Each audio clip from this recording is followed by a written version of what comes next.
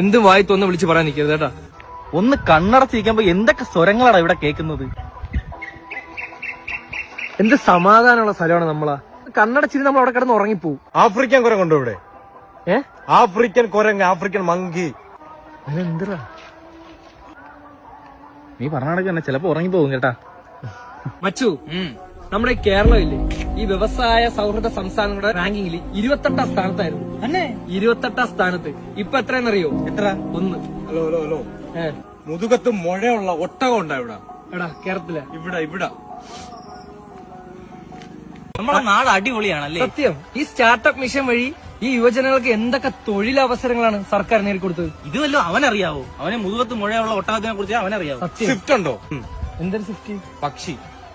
നീ വലിയ ആമസോൺ കാടി പോയി കളയടാ, അല്ലാതെ ഞാൻ എന്താ പറയാ. നമ്മളെ സംസ്ഥാനത്തിന്റെ ആരോഗ്യ മേഖല അടിപൊളിയാണല്ലേ.